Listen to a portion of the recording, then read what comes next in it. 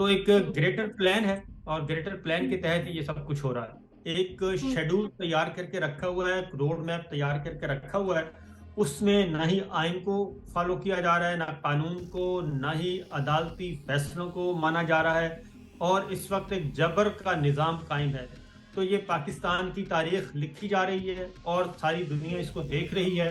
अगर कोई ये समझता है कि किसी को नहीं मालूम, तो मेरा ख्याल है कि वो अहमकों की जन्नत में रहता है। और हाँ, लाडला कंपनी की ख्वाहिश ये थी कि जिस तरीके से गुड़िया रानी को और उनके वालिद मोहतरम को और उनके चचा जान को और उनके कज़न को हुँ, गिरफ्तार किया गया, रखा गया, उसी तरीके से उन्हीं सेलों में उनको रखा जाए।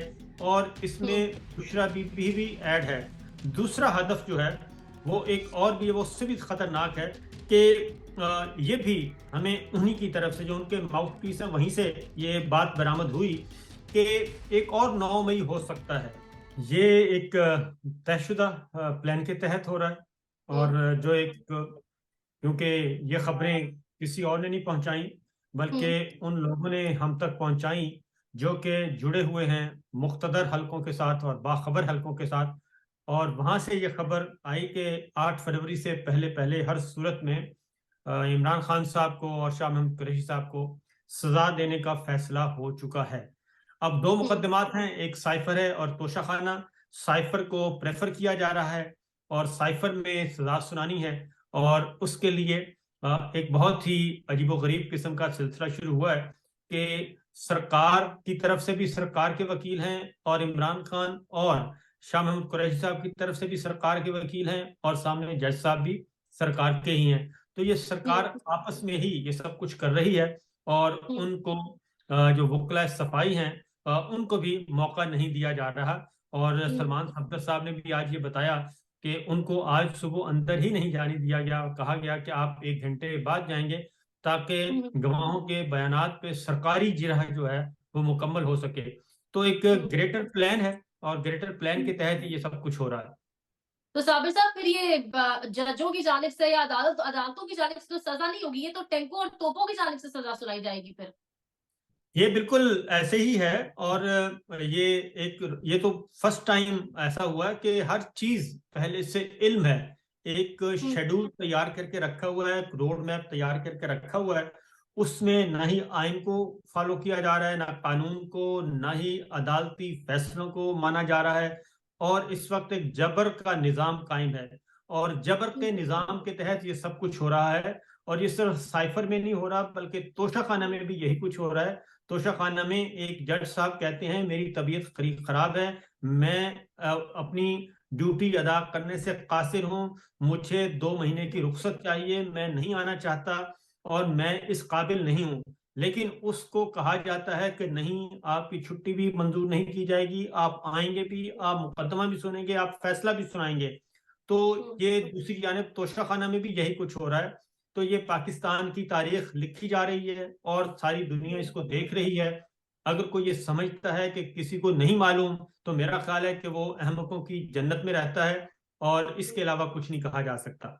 लेकिन इमरान खान ने तो अभी भी कौम के नाम यही पैगाम भेजा है कि 8 फरवरी को आपने निकल कर वोट डालना है, ये सिर्फ़ मायूसी फैलाने के लिए सब कुछ हो रहा है। इसका बिल्कुल बुनियादी मकसद यही है। एक तो हुँ, ख्वाहिश है, लाडला कंपनी की ख्वाहिश है। हाँ, और हाँ, लाडला कंपनी की ख्वाहिश ये थी कि जिस तरीके से गुड़िया रानी को और उनके वालिद मोहतरम को और उनके चचा जान को और उनके कज़न को हुँ, गिरफ्तार किया गया, रखा गया, उसी तरीके से उन्हीं सेलों में उनको रखा जाए। और हुँ, इसमें बुशरा बीबी भी ऐड है। और इसका हुँ, बुनियादी एक तो है कि उनकी ख्वाहिश पूरी करना है, उनका हुक्म बजा हुँ, लाना है। दूसरा ये कि 8 फरवरी को हर सूरत में वो कहते हैं कि उससे पहले पहले इतना फ्रस्ट्रेट किया जाए वोटर्स को, सपोर्टर्स को, पाकिस्तान के अवाम को, कि वो अपने घरों से ना निकलें, नंबर वन। दूसरा हदफ जो है वो एक और भी है, वो उससे भी खतरनाक है कि ये भी हमें उन्हीं की तरफ से, जो उनके माउथ पीस है, वहीं से ये बात बरामद हुई कि एक और 9 मई हो सकता है। अब ये एक और हाँ, 9 मई जो है, ये हाँ, किसके ख्वाब में आया, कि किसके जहन में आया? क्योंकि इमरान खान जेल में है, परवेज इलाही साहब जेल में है, शाह महमूद कुरैशी साहब जेल में हैं, उनकी सेकंड ईयर जो है वो सारी की सारी जेल में है, रुपोश है। साबिर साहब, ये 9 मई 8 फरवरी को होगा? ये जो एक और 9 मई हो सकता है, ये इलेक्शन वाले दिन प्लान किया जा रहा है कुछ ऐसा?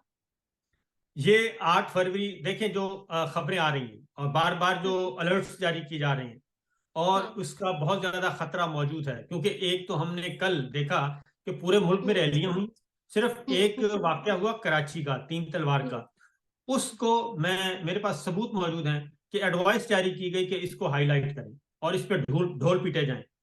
ये एडवाइस जारी हुई कल कि इस पे ढोल पीटा जाए, इसको हाईलाइट किया जाए और इसको मिलाइन किया जाए। और ये सारा कुछ सोशल मीडिया पे हुआ, डिजिटल मीडिया पे करने की कोशिश की गई, और कौमी ज़राए इब्लाग को भी इस्तेमाल किया गया कि इसको जरा करें, घुमाएं इसको, ये था इसको घुमाएं, जरा बार बार घुमाएं। तो इसलिए उसको बुनियाद बना के फिर उसको फौरन उसी नैरेटिव के साथ जोड़ दिया गया कि ये देखें, ये 9 मई, और ये अगला 9 मई, और पिछला 9 मई। ये जो चीजें हैं, ये लगता यही है कि कोई एक कहीं ना कहीं कुछ लोग बैठे हैं और वो इस सारे खेल को खराब भी करना चाहते हैं और इसको अपने हक में इस्तेमाल करना चाहते हैं। ये 8 फरवरी को भी हो सकता है और 8 फरवरी की शाम को भी हो सकता है। और ये वही लोग हैं जिनको 9 मई से फायदा हुआ, वही दोबारा 9 मई करवाएंगे। देखें, 9 मई से सबसे ज्यादा नुकसान किसको हुआ और सबसे बात ज्यादा समझ फायदा गई। हाँ किसको हुआ? हाँ ठीक है ना, हाँ सबसे ज्यादा फायदा किसको हुआ, सबसे ज्यादा नुकसान किसको हुआ? हम्म, वो जिसकी लीडरशिप ही जेल में है, वो दोबारा 9 मई हम्म, करवाएगी, और जो कह रही है कि इन्वेस्टिगेट करें और जो जिम्मेदार हैं उनको सजाएं दें। और हाँ, एक तवील अरसे से 9-10 महीने हो गए हैं सियासी कैदियों से जेलों को भरा हुआ है। तो हम्म, ये सारा कुछ उसी माइंडसेट का है कि तशद्दुद को शामिल किया जाए। और पाबंदी क्योंकि लगा नहीं सकते थे, पाबंदी का के लिए वक्त थोड़ा था, लेकिन बल्ला छीन लिया गया और उसको उस तरीके से पूरा किया गया। बल्ले की वापसी के बाद भी कल हमने देखा कि रिजल्ट्स बिल्कुल ऑपोजिट है, और लोग जुड़े हुए हैं अपने इमरान खान का और पीटीआई के साथ, अपने वोटर जो है उनके साथ जुड़ा हुआ है। वो इसीलिए ये सारे का सारा अब खेल खेलने की कोशिश की जा रही है कि 8 फरवरी से पहले कोई ऐसा हंगामा खेज काम कर दिया जाए। नहीं साबिर साहब, ये फ्रस्ट्रेशन इतनी कहाँ है? इनको खुद भी मैदान में आना पड़ रहा है। लाहौर और इस्लामाबाद के अंदर अहम तरीन मीटिंग्स और अहम तरीन स्टूडेंट्स के साथ इंटरेक्शन कर रही है, ये उस पर बैड गवर्नेंस पे बात कर रहे हैं। मतलब इतनी क्या फ्रस्ट्रेशन है कि इन्हें वो तमाम तरह काम करने पड़ रहे हैं जो हमने 75 साल तारीख में इतने खुलकर किसी को करते हुए नहीं देखा। इस वक्त ना, मैं आपको बताऊं, मैंने इस पे किया है, ट्वीट भी किया है। इस हम्म, वक्त 4 डिक्टेटर्स स्ट्रेटेजी चल रही है। जनरल अयूब खान की तरह सियासतदानों को एक पूरी की पूरी फसल को फारग किया जा रहा है। ये जनरल अयूब खान की स्ट्रेटेजी थी, उन्होंने भी ये किया था एब्डो के जरिए। इस वक्त एफआईए, नैब और एंटी करप्शन और आपका इलेक्शन कमीशन, ये चारों मिलके ये काम कर रहे हैं। उसके बाद सेकंड पे आ जाए, दूसरी स्ट्रेटेजी है जनरल याहिया की, ब्रुटेलिटी। ब्रुटेलिटी बड़ी बे बे बेदरेक तरीके से ताकत का इस्तेमाल किया जा रहा है। चादर चार दीवारी का कोई तहफ़्फ़ुज़ नहीं है, माओ बहनों बेटियों की इज्जत का कोई ख्याल नहीं है। वो क्या रहा है, ये जनरल याहिया की स्ट्रेटेजी थी और उसका हमने खमियाजा भुगता। उसके बाद जनरल जिया साहब की स्ट्रेटेजी ये थी कि इस्लामाइजेशन, इस्लामी टच दिया जाए। और आज हम देखते हैं कि हर चीज को कुरान मजीद की किसी ना किसी आयत से जोड़ दिया जाता है, इससे हट के कि उसका क्या को सवाब क्या है, उसकी शान नजूल क्या है उस आयत की, उस आयत की आगे तफसीर क्या है। हम सिर्फ वो इमेच्योर जहनों को उनको उनको हैम्बरिंग करने के लिए हम कुरान मजीद की आयात, और फिर हम ये जो वर्ड यूज हो रहा है शैतानी मीडिया, क्योंकि ये सारी चीजें, ये जनरल जियाद साहब का था कि इस्लामाइजेशन और इस्लामी टच दिया जाए। और अगला जो है, जो फोर्थ स्ट्रेटेजी है, वो इम्प्लीमेंट की जा रही है, इस्तेमाल की जा रही है जनरल परवेज मुशर्रफ साहब की। उन्होंने मीडिया को और अदलिया को, इन दोनों को बंद कर दिया था। तो इस वक्त भी यही हो रहा है, जुडिशरी इस वक्त जबर का शिकार है, और मीडिया आपके सामने है, हम सबके सामने, पूरी दुनिया बता रही है। तो ये आर्मी जराया ब्लॉक सारी चीजें ये रिपोर्ट कर रहे हैं, सब के सब रिपोर्ट कर रहे हैं। अभी मैं एमनेस्टी इंटरनेशनल की रिपोर्ट पढ़ रहा था, वो भी इस सारी सूरत हाल से आगाह कर रहे हैं, इन्फॉर्म्ड भी हैं, बता भी रहे हैं और शोर मचा रहे हैं। लेकिन हमारे अंदर जो है इसका कोई एहसास नहीं है। यहाँ एक मुलाकात का जिक्र किया है शाह महमूद कुरैशी ने, आदिल सईद अवासी इसको रिपोर्ट भी कर रहे हैं कोर्ट के अंदर से। वो कह रहे हैं कि 22 अगस्त को एक मुलाकात होती है, उसमें बाकायदा तौर पे जनरल बाजवा की जानिब से वार्न किया जाता है इमरान खान को, और कहा जाता है इंसान बन जाओ वरना सजा दी जाएगी।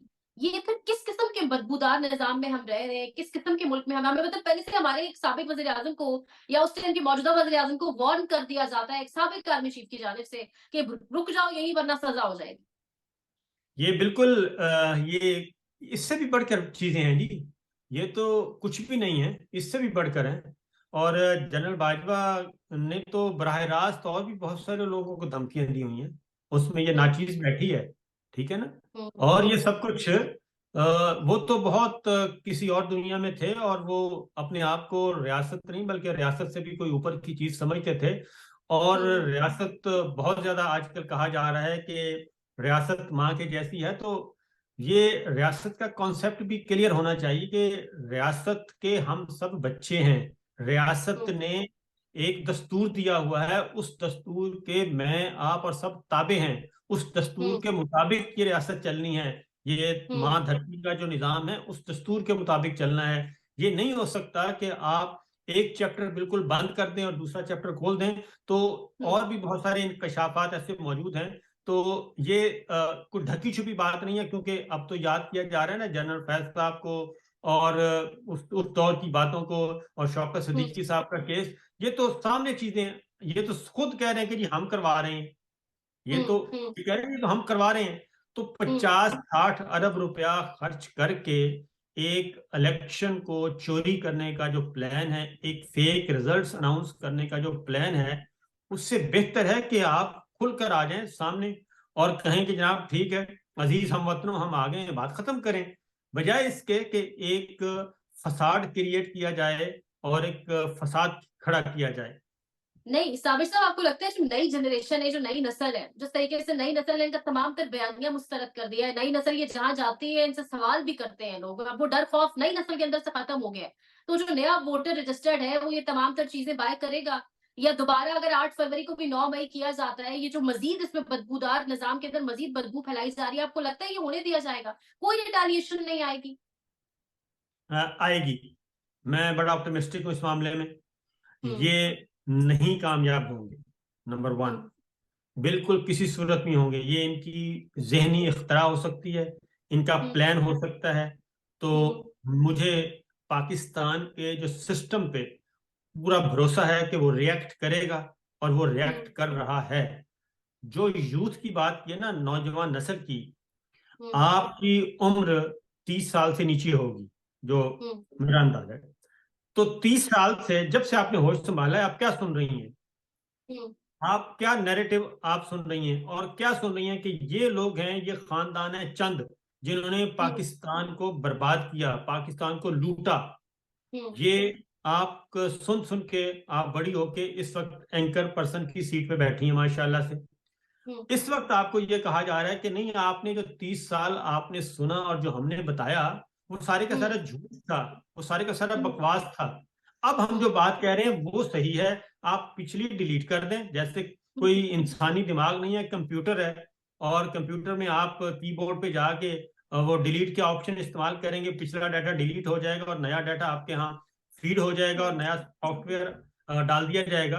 ये इंसानी दिमाग है, ये नौजवान पढ़े लिखे लोग हैं। ये वही लोग हैं, ये सिर्फ मदरसों के पढ़े नहीं, ये उर्दू मीडियम के हैं, ये इंग्लिश मीडियम के हैं। और हम्म उनको एक्सेस है, तारीख हकायक जानने के लिए एक्सेस है। वो जाते हैं हम्म नेट पे, आप एक बात बताते हैं, वो इंटरनेट पे जाते हैं और जाके पूछते हैं कि जी जनरल मुशर्रफ ने ये कहा था, जनरल बाजवा ने ये कहा था, जनरल कयानी ने ये कहा था। और वो सारा पिछला निकाल के बैठ जाते हैं कि जनाब ये तो सूरत हाल ये है, और जनरल दिया साहब ने ये फरमाया था। तो अब कैसे हो सकता है? इसका मतलब बड़ा क्लियर है कि ये कोई हमारा नेशनल नैरेटिव बनने ही नहीं दिया जा रहा। और नेशनल नैरेटिव बनाने के बजाय हम अपना इंडिविजुअल नैरेटिव लेके आते हैं, और जो आता है वो अपना नैरेटिव इंप्लीमेंट करने की कोशिश करता है। ये इमरान रियाज खान वाली बात ही आपने भी की है कि पिछला सिलेबस अभी हमें वो याद नहीं होता, अगला पढ़ा दिया जाता है। मुझे यहाँ पे एक और सवाल भी है साबिर साहब, आपके पास खबरें हैं डेफिनेटली, इमरान रियाज खान के हवाले से भी खबर गर्दिश कर रही है कि 8 फरवरी से पहले, बल्कि 1 फरवरी से पहले दोबारा उन्हें अबडक्ट कर लिया जाएगा, खुदा न खास्ता, खुदा ना करे। आपके पास इस बारे में कोई खबर है? देखिए बात यह है कि अगेन मैं कहूँगा ये फ्रस्ट्रेट हैं। असल मसला है कि ये नाकाम हो चुके हैं पिछले 22 महीनों में, 23 महीनों में। जो कुछ किया, जो सोचा, वो नहीं हो सका। और मैं चैलेंज कर रहा हूँ, और मैं ये कोई अ, तारीख के एक तालबे इल्म, अगले 22 साल भी ये कामयाब नहीं हो सकेंगे इस सोच के साथ, इस अप्रोच के साथ, इस डंडे के साथ। ये अगले 22 साल भी कामयाब नहीं हो सकेंगे। इनको आइन के ताबे होना पड़ेगा, दस्तूर के ताबे होना पड़ेगा, कानून के ताबे होना पड़ेगा, और इनको रूल्स एंड रेगुलेशन के अंडर खुद को भी आना पड़ेगा। ये जब तक नहीं आएंगे, ये 25 करोड़ का मुल्क है। अब आप देखें, गिलगित बल्तिस्तान की सिचुएशन देख लें, और उधर गवादर की देख लें, बलूचिस्तान की। हजारों लोग इस वक्त वो बैठे हैं बाहर, हजारों, सैकड़ों नहीं, हजारों लोग बैठे हैं। वो क्या मांग रहे हैं? एक गिलगित बल्तिस्तान वाले हेल्थ कार्ड मांग रहे हैं और गंदम की सब्सिडी मांग रहे हैं, और दूसरे जो बलूचिस्तान में, वो कहते हैं हमें बता दें कि हमारे प्यारे हैं किधर। ये बता दें, सिर्फ इतना। मर गए हैं तो हमें कब्रें बता दें कि ये कब्रें, बात खत्म। तो ये चीज आखिर इससे ज्यादा चल नहीं सकती। कब तक आप करेंगे? पहले हम अपना मुल्क आधा गंवा बैठे हैं ब्रुटैलिटी का इस्तेमाल करके। और वो भी यही था कि सबसे बड़ा सूबा था मशरकी पाकिस्तान, सब बड़ा सूबा था आबादी के लिहाज से। तो इस वक्त भी सबसे बड़े सूबे में सबसे ज्यादा क्रैकडाउन और सबसे ज्यादा ताकत इस्तेमाल की जा रही है। ये एक सोच है, ये अप्रोच है, जिसको हम सिर्फ फाशिस्ट सोच कह सकते हैं और कुछ नहीं कह सकते। साबिर साहब, तो आपको लगता है कि 8 फरवरी से पहले जिस तरह से तेजी से मामला चल रहे हैं, फैसला आ जाएगा इमरान खान के खिलाफ? और एक्सपेक्टेड है, जो आपको लगता है, डेफिनेटली आप कह रहे हैं कि हम तक खबरें पहुंचाएगी कि फैसला 8 से पहले पहले आएगा, बहुत तेजी के साथ सब हो रहा है, तो क्या फैसला आएगा? फैसला वही है कि मुझे अपना ख्याल है कि शायद ये डेथ सेंटेंस की तरफ तो ना जाएं, और ये जाएंगे लाइफ इम्प्रीजमेंट की तरफ या 14 साल की ठीक है। तरफ, तो ताकि ये इसको उड़ा नहीं दिया जाएगा हाई कोर्ट में या सुप्रीम कोर्ट में? ये कुछ भी नहीं बचेगा, क्योंकि ये जितना ट्रायल हो रहा है, ये इलीगल हो रहा हाँ, है, ये गैर कानूनी हाँ, ट्रायल हो रहा है। तोशा खाना में आपने हक के दिफा खत्म कर दिया, और इधर साइफर में आपने सरकारी वकील ले आए। यानी कि सरकारी वकील इस वक्त इधर भी सरकार, इधर भी सरकार, और सरकारी वकील भी कोई जो सरकारी टीम का हिस्सा है। तो ये तो एक खेल तमाशा हो रहा है, इसके अलावा कुछ नहीं हो रहा। ये शायद ये बस इनको जल्दी जल्दी है। मैं बता रहा हूँ कि इसीलिए ये इलेक्शन डिले करना चाहते थे। मैं आपको अगली बात बताऊं कि अब जरा डॉट्स मिलाए ना, तो इसीलिए इलेक्शन डिले करना चाहते थे, ताकि ये स्मूथ प्रोसेस हो, और हियरिंग करके तो हम सजाएं सुना दें इलेक्शन से पहले पहले। वो हो नहीं सका। एक तो इस्लामाबाद हाई कोर्ट ने 2 दफा गैर कानूनी करार दे दिया, गैर आईनी करार दे दिया सारा ट्रायल। उसके बाद सुप्रीम कोर्ट ने जो जमानत मंजूर की है कुरैशी साहब की और खान साहब की, उसमें उन्होंने लिख दिया है कि ये ना सजाए मौत का केस है, ना ये उम्र कैद का केस है, ये ज्यादा से ज्यादा 2 साल वाला केस है, इसलिए हम जमानतें मंजूर कर रहे हैं। उन्होंने जमानतें मंजूर कर ली, उनके फैसले को भी नहीं माना जा रहा। और जज साहब जो है तीसरे हर दो दो दफा ये धमकी देते हैं इमरान खान को और कुरैशी साहब को कि देखें, सुप्रीम कोर्ट ने लिखा है कि अगर आपने ट्रायल में रखना डाला तो मैं जमानतें मंसूख कर सकता हूँ। तो भाई कर दें जमानतें मंसूख। सुप्रीम कोर्ट ने बाकी भी तो बहुत कुछ लिखा है, उसको ही मान लें। इस्लामाबाद हाई कोर्ट ने लिखा है वो मान लें, लेकिन वो नहीं माना जा रहा। ये आज इमरान खान साहब ने ये भी कहा है कि मैं एस्टेब्लिशमेंट से मुज़ाकरात के लिए तैयार हूँ। एस्टेब्लिशमेंट तैयार नहीं है, उसने हम पे रेड लाइन लगा दी है।